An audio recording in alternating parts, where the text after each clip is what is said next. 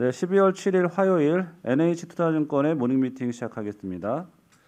예, 뉴욕 증시는 반등했습니다. 다우지수가 1.87% 상승했습니다.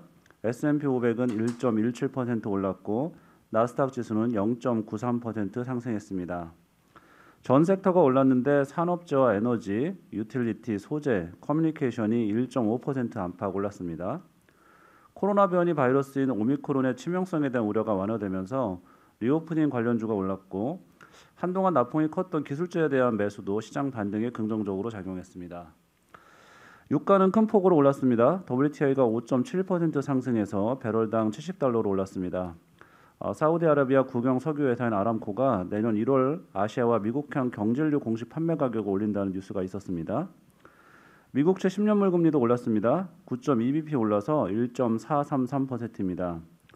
원달러 환율은 2.9원 오른 1,183원입니다. 한편 어제 저녁 중국인민은행이 오늘 15일부터 지급준비율을 0.5%포인트 인하한다고 발표를 했는데요. 관련해서는 이따 리포트 들어보겠습니다. 네, 오늘 저희가 준비한 자료는 주식전략과 산업기업 분석 자료가 있고요. 먼저 전략인사이드 퀀트 자료부터 발표하겠습니다. 김재은 연구원입니다. 예, 퀀트 자료 말씀드리겠습니다. 글로벌까지 해서요.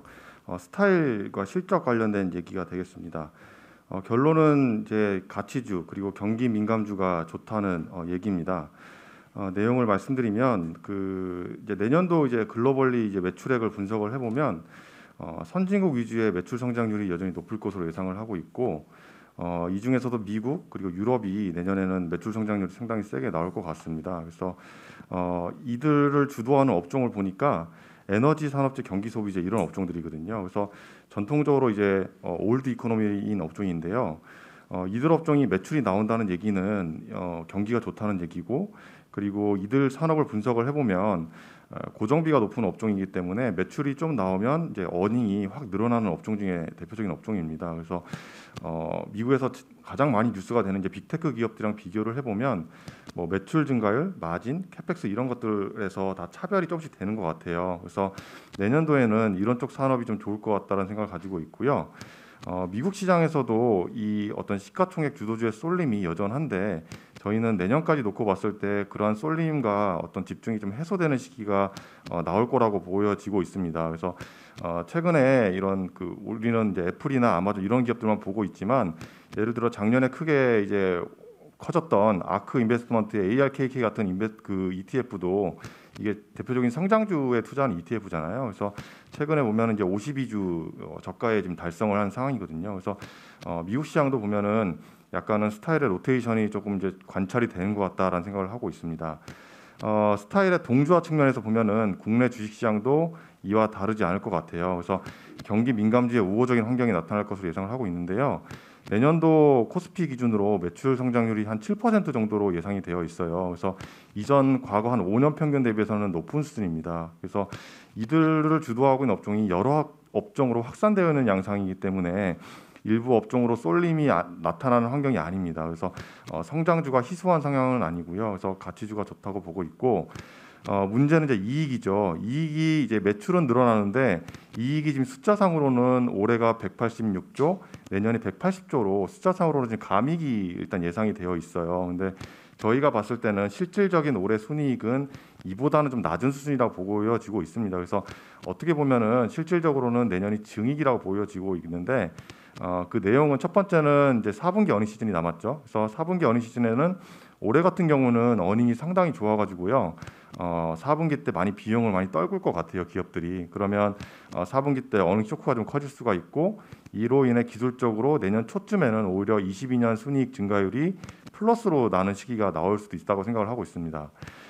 최근에 22년 이 실적 컨센서스가 좀 급격하게 하향 조정되고 있는데 이것도 좀 분석을 해보니까 최근에 SK텔레콤이 이제 인적 분할을 했잖아요. 그래서 기업이 분할하면서 컨센서스가 일부 사라지면서 발생한 현상이 지금 컨센서스에 반영되고 있고, 우리가 좋게 보는 이런 수출 경기 민감주에서의 하향 조정은 확인되고 있지 않다라는 것이 저희 이제 결론입니다. 그래서 경기 민감 가치주가 좋은데 다만 이제 업종별로는 실적이 좀 차별화가 되기 때문에 내년도 감익인 업종보다는 증익이 예상되는 업종이 좀 좋을 수 있다라고 생각을 하고 있어요. 그래서 저희가 대표적으로 이제 반도체, 자동차, 은행을 업종으로 좀 좋게 보고 있고요. 유통이나 항공 같은 리오프닝 관련 종목들은 업종단보다는 좀 종목으로 픽해서 보자라는 말씀을 좀 드리고 있습니다. 대표적으로 이제 성장주 같은 경우에는 저희가 이제 양념으로 알파로 좀 가져가자라는 말씀을 드리고 있고요. 국내 주식시장도 이런 가치주와 성장주의 싸움에서는 내년도에서는 가치주가 이길 확률이 높다 이렇게 좀 결론을 드리도록 하겠습니다. 저희가 연간 전망에서도 말씀하셨듯이 저희가 이렇게 경기 민감주가 좋을 수 있다는 것은 사실 이번 4분기 또는 내년 1분기를 지나면서 글로벌리 공급망 차질이 해소가 된다는 이런 가정하에서 이런 결론들이 나오는 걸로 알고 있는데 지금 오미크론이라든지 이런 것들로 인해서 사실 그 글로벌 공급망 차질 완화가 좀 더 뒤로 늦춰진다면 그런 가정하에서도 이 경기 민감주가 아웃퍼폼할 수 있는지 그 부분은 좀 어떻게 생각하고 계세요? 일단 기본적으로 시기가 늦춰져도 이런 병목 효과가 완화되는 것들은 계속해서 이어질 거라고 생각을 하고 있고요. 이제 수요가 되기 때문에 가능하다는 생각을 가지고 있고 사실 그러한 우려가 있으면 주가상으로 이게 발현이 돼야 되는데 최근 이제 주식시장 미국 주식시장 보면은 예를 들어 오미크론이 확산되면은 이제 비대면 관련 종목들이 이제 크게 관심을 받아야 될 텐데 저희가 대표적으로 잘 아는 줌이라든가 아니면은 음식 배달하는 도어대시 같은 기업 아니면 동영상 스트리밍하는 로쿠 같은 기업 주가를 보시면 되게 부진해요. 아까 말씀드린 ARK 아크 인베스트먼트의 ARK 같은 것도 지금 52주 저가에 있는 상황이거든요. 올해 우리 그 미국 시장이 25% 올랐습니다. 그런데도 52주 저가에 있다는 것은 저희는 이제 애플이나 아마존 이런 이제 마이크로소프트 이런 기업들에 이제 관심을 가지고 있지만 그 밑에 있는 실적이 되게 희소한 이런 어떤 성장주들은 좀 할인율 부담을 상당히 느끼고 있다, 집중이 좀 해소되고 있다 이렇게 좀 생각을 하고 있고요. 그래서 한국 시장도 마찬가지라고 생각을 하고 있습니다. 그래서 결국에는 우리나라 기업도 아까 말씀드린 반도체나 자동차, 은행 이런 것들이 더 이제 올해 같은 경우에는 어떤 저마다의 이슈로 좀 주가가 좀 준들러한 이슈가 있었었는데 그런 것들이 좀 해소가 되면서 내년에는 주가가 좀 괜찮지 않을까 이렇게 좀 생각을 하고 있습니다. 네, 추가 질문 없으시면 다음 리포트 발표하겠습니다. 지금 중국은 중국 지준율 인하 관련 리포트고요. 박임금 연구원입니다. 전일 저녁에 중국 중앙은행은 이 지준율을 50bp 인하하기로 결정했습니다. 인하의 배경은 우선 이 중기요동성 지원 창구의 만기 도래분을 상쇄하고 은행권의 조달 비용을 절감하기 위해서입니다. 이번 달 15일 총 9,500억 원 규모의 중기요동성 지원 창구가 만기 도래할 예정입니다. 중앙은행은 이 해당 중기요동성 창구의 롤오버가 아닌 지준율 인하를 택했습니다. 은행 입장에서는 2.95% 금리의 이 중기요동성 지원 창구 자금이 장기 자금으로 대체되기 때문에 조달 비용 절감 효과가 있습니다. 또한 중소기업 지원과 이 최근 부동산 기업 디폴트로 인한 시장의 충격에 대한 대응입니다. 과거 2019년 바오샹은행의 이 중앙은행 위탁 경영 이후에 지준율 인하를 단행한 바 있습니다. 2020년에는 대규모 국유기업 디폴트 이후에는 공개시장 조작을 통한 대규모 자금을 공급하기도 했습니다. 이번 지준율 인하도 비슷한 맥락으로 볼 수 있습니다. 향후에는 이 신용 확장 여부가 관건이라고 판단됩니다.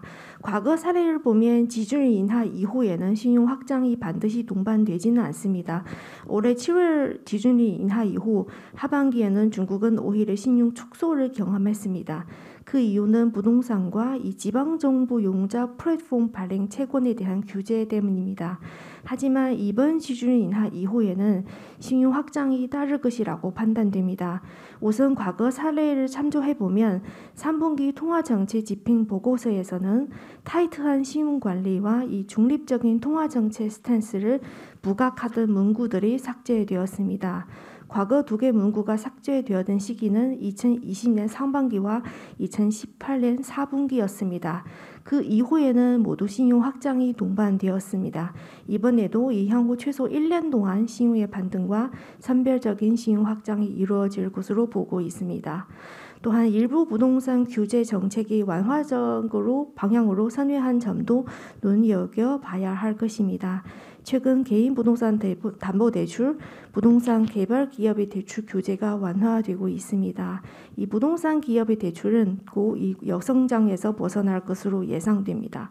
한편 이 지방정부 융자 플랫폼 발행 채권에 대한 명확한 완화적인 스탠스는 보이지 않았지만 올해 연말부터 내년 연초까지 인프라 투자의 실물 업무량을 형성하라는 이 정부의 요구에 이 지방정부 융자 플랫폼의 자금 조달 환경도 개선될 것으로 기대됩니다.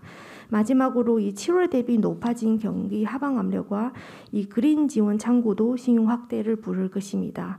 결론적으로는 이번 지준의 인하가 이 전체 주식 시장에 미치는 영향을 좀 중립적으로 보고 있습니다. 오히려 지준의 인하 이후에 이 신용 확장에 대한 주목할 필요가 있습니다. 향후 중국 크레딧 인포스의 반등이 예상됩니다. 통상적으로 기업 이익이 6개월에서 9개월 정도 선회한 것을 감안하면 2022년 2분기에는 이 기업 이익이 본격적으로 반등을 할 것으로 예상됩니다. 이상입니다. 네, 신용 확장 가능성을 말씀해 주셨는데 지준율 인하 그 이후에 어떤 정책들이 또 기대가 되는지가 궁금하고요. 그다음에 두 번째는 과거에도 보면 중국이 이렇게 유동성을 풀거나 경기 부양을 할 때 보면 사실은 그렇게 경기가 좋지 않은 시기라는 점이었거든요. 그러니까 이번에도 그런 의미가 좀 있는 건지 좀 관련해서 말씀 부탁드립니다.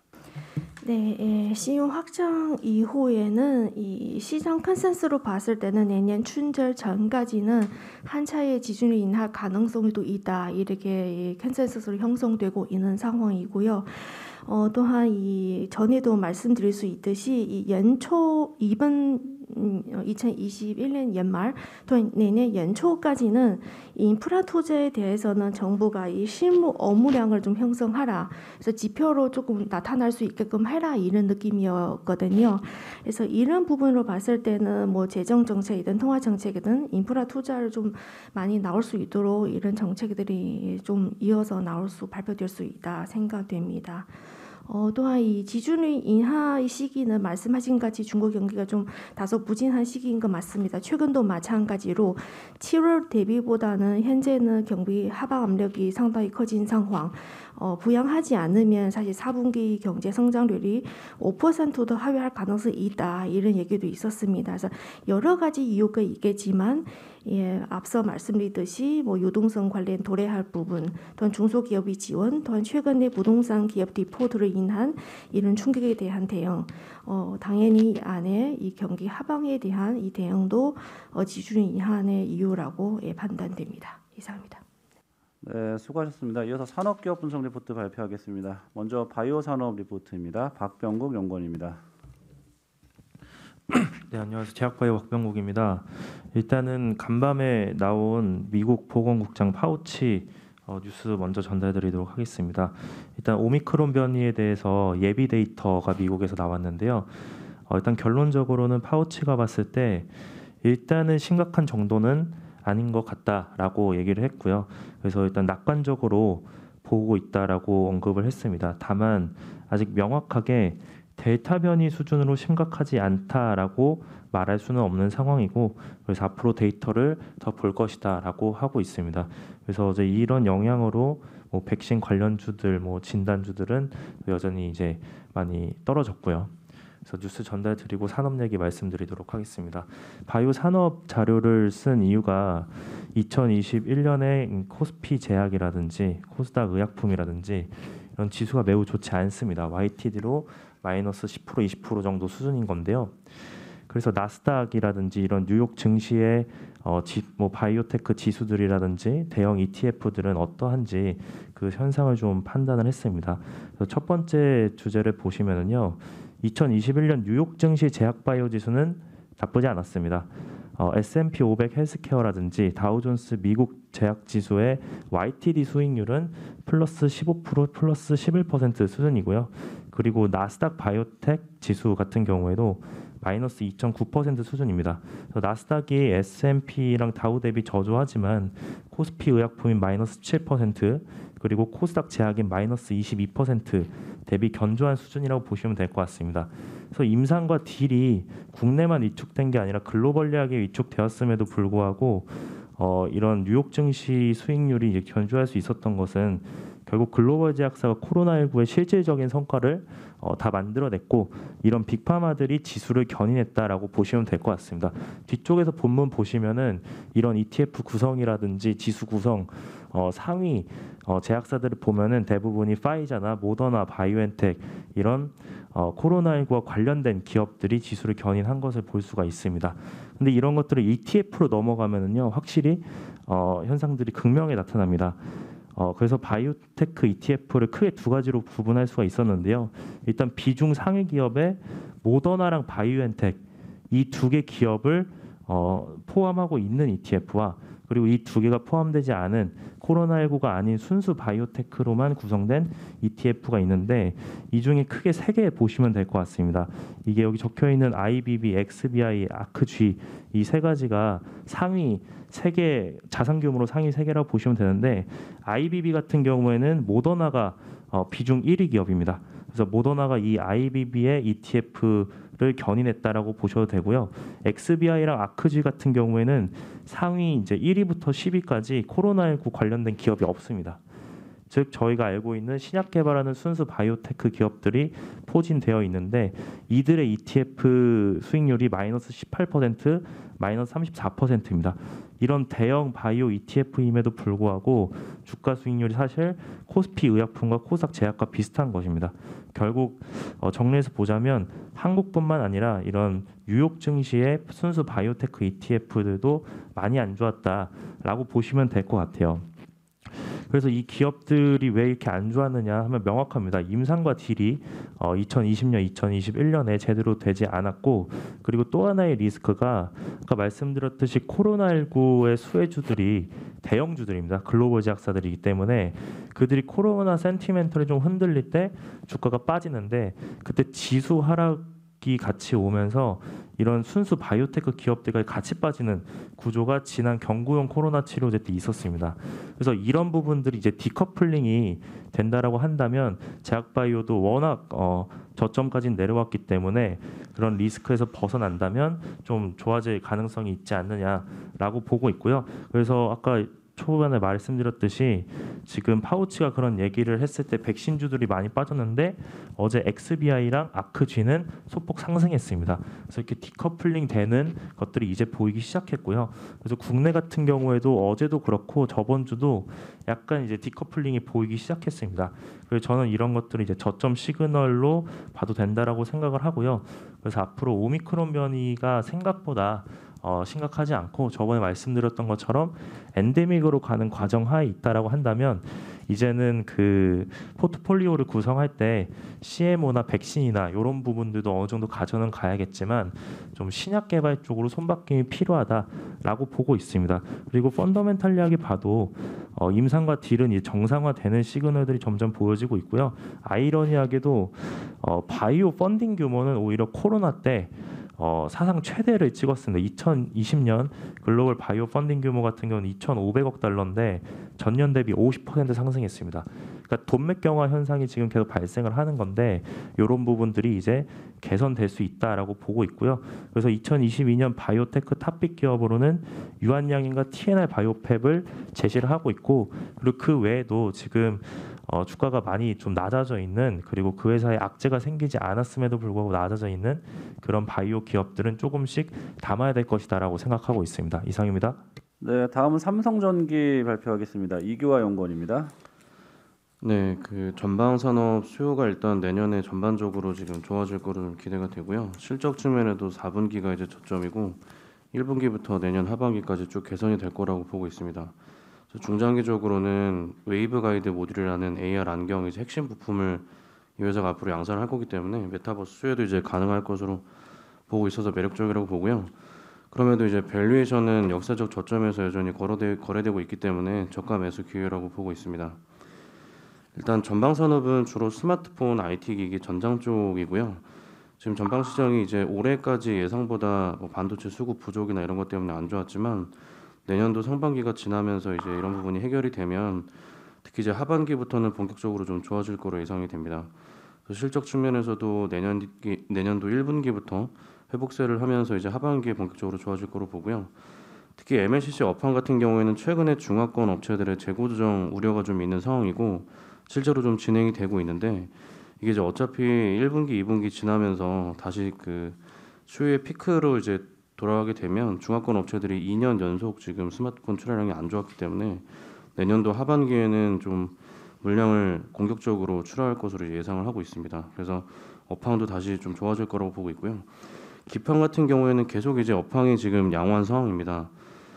특히 이제 FCBGA 쪽이 원래 PC 쪽에서 많이 쓰이다가 지금은 서버나 이제 자동차 뭐 이런 쪽으로도 쓰이는데 최근에 이제 업체들이 계속 증설을 한다는 얘기를 하면서 시장에서는 일부 좀 우려도 있는 상황인데요.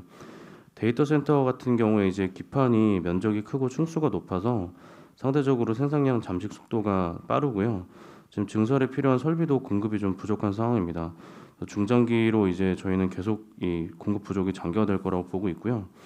추가적으로 최근에 뭐 AMD가 메타 플랫폼스에서 서버 관련된 그 칩 수주를 받았다는 얘기들도 있고 여러 가지 이제 뉴스들이 나오는데 삼성 전기가 이제 향후에 AMD 같은 새로운 고객사까지 확보를 하고 내년에 이제 이 FCBGA 쪽에서 다시 한번 증설을 할 가능성이 있기 때문에 이런 게 이제 현실화되면 수혜가 좀 클 것으로 예상이 됩니다.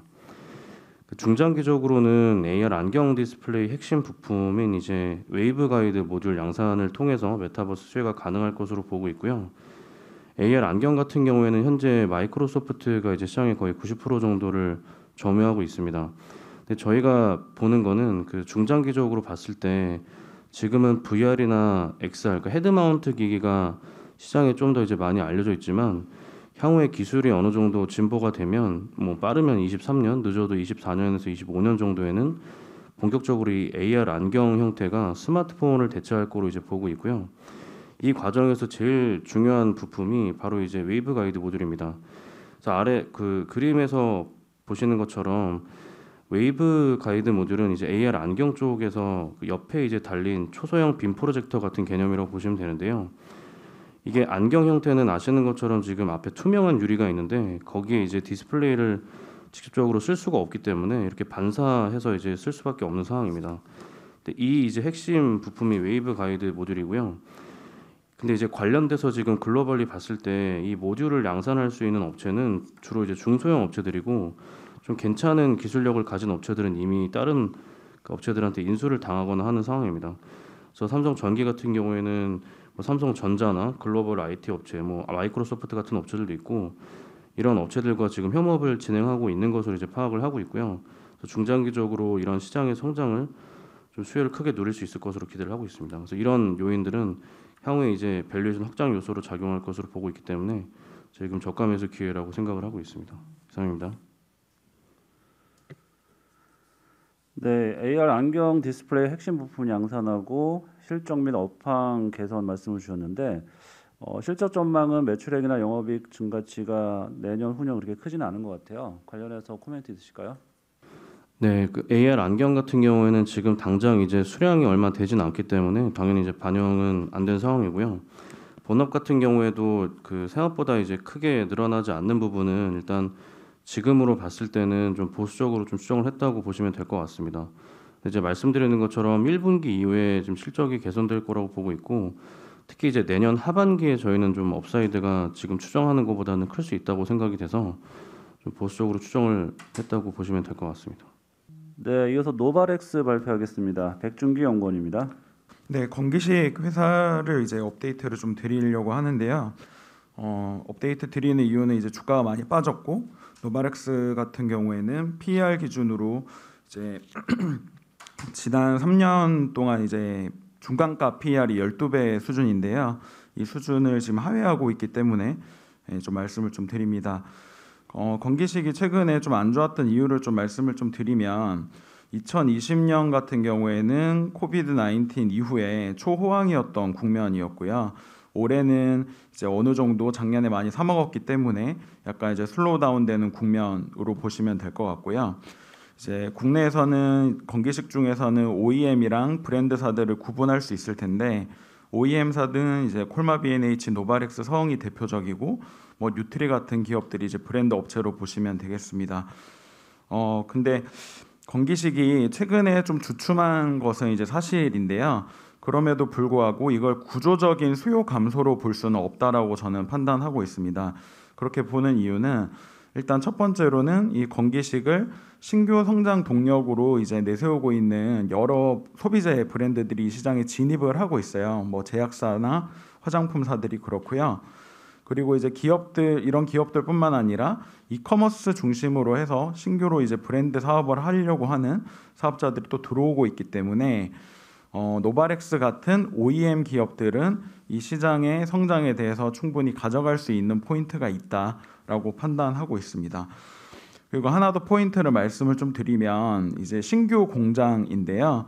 노바렉스는 기존의 오창에서 이제 그러니까 생산을 하고 있었습니다.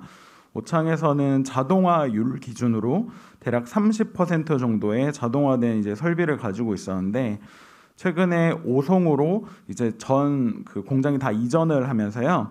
자동화율이 80% 정도까지 올라갑니다. 이렇게 자동화율이 올라가면 결국에는 이제 노바렉스 기준으로는 원가율을 떨어뜨릴 수 있는 부분도 있고 그다음에 고객사 입장에서도 마찬가지로 가격 메리트를 확보할 수 있는 측면이 있습니다. 그래서 결론적으로는 노바렉스가 이 건기식 OEM 시장에서 상당히 좀 높은 수준의 그런 이제 생산 기술을 보유하고 있고 가격 메리트 있기 때문에 뭐 건기식 지금 많이 빠져 있는 상황에서는 충분히 좀 관심 있게 볼 만한 회사다라고 판단하고 있습니다. 이상입니다. 네, 밸류에이션은 PER 내년도에 10.7배까지 하락해서 매력 있다라고 하셨는데 그 비교 기업들 보면은 대부분 밸류에이션이 뭐 비슷하거나 더 낮은 수준이잖아요. 건기식 제품들 다 기업들이 다 비슷한 상황인 건지 그 산업 관련해서 좀 말씀해 주시죠. 일단 최근에 건기식 주가가 많이 빠지면서 피어들은 지금 추정치 조정이 안 되어 있는 상황으로 봐주시면 될 것 같아요. 그래서 노바렉스가 뭐 상대적으로 좀 비싸 보이는 것 같긴 한데 실제로는 실적을 업데이트 해보면 거의 비슷한 수준으로 보시면 될 것 같고요. 그 와중에서 노바렉스를 조금 더 긍정적으로 보는 포인트는 아까 말씀드렸다시피 이 탑티어 OEM 기업 중에 가장 자동화율이 높은 공장을 최근에 증설을 해서 4천억 정도 이제 캐파를 가지고 간다라는 측면입니다. 네, 이상 모닝 미팅 마치겠습니다.